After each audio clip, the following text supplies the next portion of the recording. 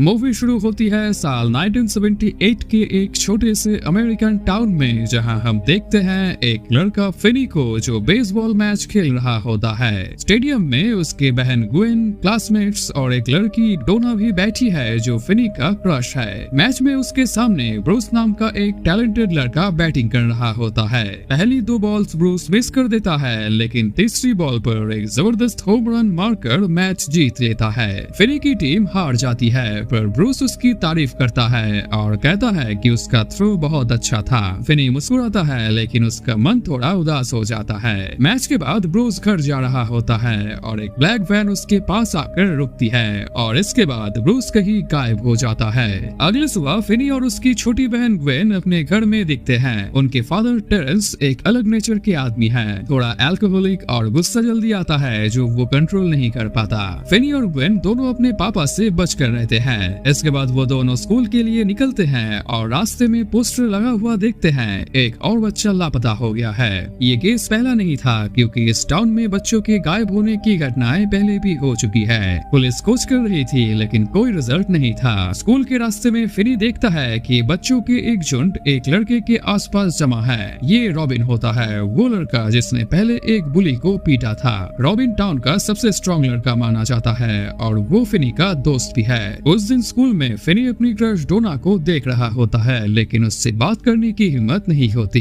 Class खत्म होने के बाद जब कुछ बुली स्टूडेंट फिनी को तंग कर रहा होता है, तब वो बाथरूम में जाके छुप जाता है, लेकिन वहाँ पे रॉबिन आ जाता है और उन्हें डरा देता है और सबको वार्निंग कर देता है कि फिनी को दोबारा तंग ना करे। इसके बाद रॉबिन फिनी को कहता है कि उसे खुद के लिए खड़ा होना सीखना चाहिए। फिनी उससे पूछता है कि स्कूल आते वक्त रास्ते में वो फाइट क्यों कर रहा था, तब रॉबिन कहता है कि वो उसे सबक सिखाना चाहता था। फिर वो फिनी से मैथ के लिए हेल्प मांगता है और कहता है कि उनके टीचर बहुत फास्ट पढ़ाता है जो उसके समझ में नहीं आता।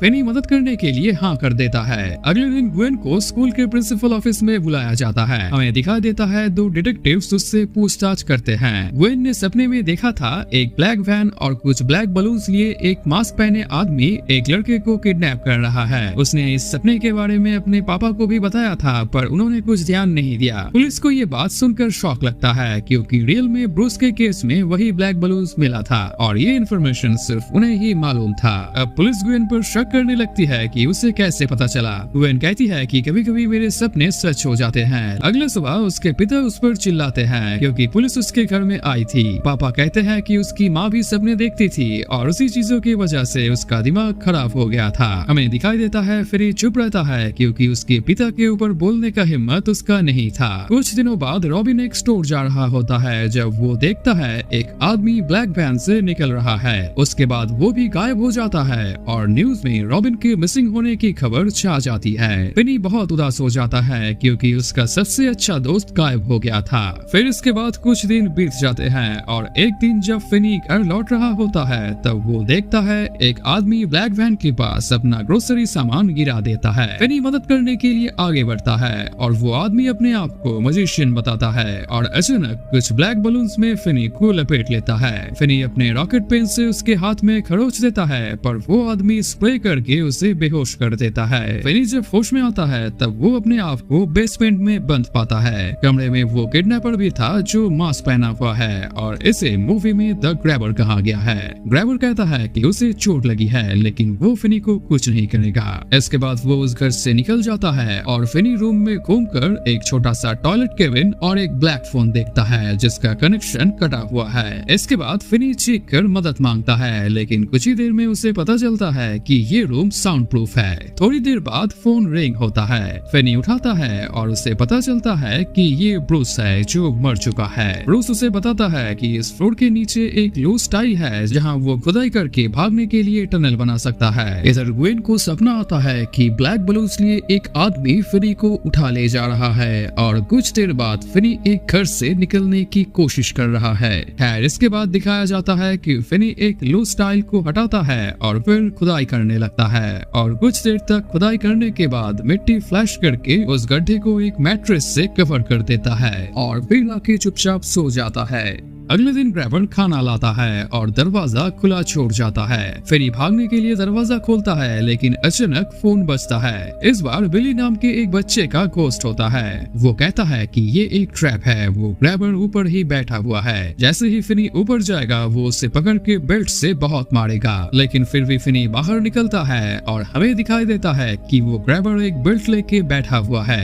खैर शायद फिनी ये महसूस कर लेता है और संभल कर वापस नीचे आ जाता है। बिली फिर से कॉल करके कहता है कि दीवार के नीचे एक वायर है जिसे तुम यूज करके विंडो से भाग सकते हो। उसी रात ग्वेन को बिली की किडनैपिंग का सपना आता है। उसे दिखाई देता है कि जब वो अखबार बांट रहा था तब ग्रैबर उसे पकड़ लेता है। इधर फिनी वॉल के कोने से एक वायर निकालता है और मैट्रेस को पाइप की तरह यूज करके किसी तरह उस वायर को विंडो के बाड़ में बांध देता है। फिर वो उसे पकड़ के ऊपर उठने की कोशिश करता है लेकिन विंडो टूट के गिर जाता है। ग्वेन अपने पिता टेरेंस को सपनों के बारे में बताती है। टेरेंस बताता है कि उसकी माँ के सपने ने उसे बर्बाद कर दिया था, लेकिन ग्वेन कहती है कि उसके सपने फिनी को बचा सकता है और फिर दोनों एक साथ सपने में देखे हुए उस घर की तलाश शुरू करते हैं। मीनवाइल डिटेक्टिव्स मैक्स नाम के एक आदमी के घर में जाते हैं जो उन्हें इस केस में हेल्प करना चाहता है। मैक्स बताता है कि वो खुद इस केस को सॉल्व करना चाहता है, लेकिन डिटेक्टिव्स उसे इग्नोर करके चले जाते हैं क्योंकि टेबल पे पड़े नशे की सामान उन लोगों को दिख गया था। इसके बाद हमें दिखाई देता है कि फिनी उसी घर के नीचे बेसमेंट में बंद है। इसके बाद ग्रैबर फिनी के रूम में आता है और फिनी से उसका नाम पूछता है।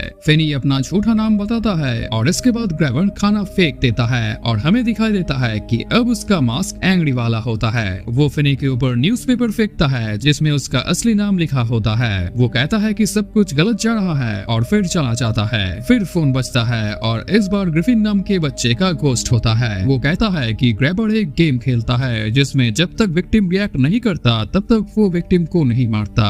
वो कहता है कि ऊपर बाहर निकलने का रास्ता है जिसका ताला कोड से खुलता है और वो कोड वॉल पर लिखा है। इसके बाद फिनी कोड ढूंढने लगता है और हमें दिखाई देता है कि ऊपर वो ग्रैबर बैठा हुआ है और फिनी का इंतजार करते करते सो गया है। कुछ ही देर में फिनी कोड ढूंढ लेता है और बिल्कुल भी साउंड ना करते हुए ऊपर जाके उस डोर तक पहुंच जाता है और लॉक खोलने लगता है। इसके बाद जैसे ही फिनी डोर को अनलॉक करता है तब साउंड से उसकी नींद टूट जाती है। इसके बाद फिनी बाहर निकल के भागने लगता है और हमें दिखाई देता है वो ग्रैबर अपने वैन लेकर उसका पीछा कर रहा है। कुछ ही देर में वो उसे पकड़ लेता है और वापस बेसमेंट पे लाके फेंक देता है। इसके बाद फिर से फोन बजता है और इस बार फोन वांस का होता है जो पहले स्कूल का बुली था। वांस कहता है कि वॉल के उस तरफ एक फ्रीजर है जिससे वो बाहर निकल सकता है। इसके बाद फिनी फ्लैश टैंक के कवर से दीवार को तोड़ने लगता है और कुछ देर बाद वो फ्रीजर तक पहुंच जाता है। हमें दिखाई देता है कि वो फ्रीजर को खोलने की बहुत कोशिश करता है लेकिन खोल नहीं पाता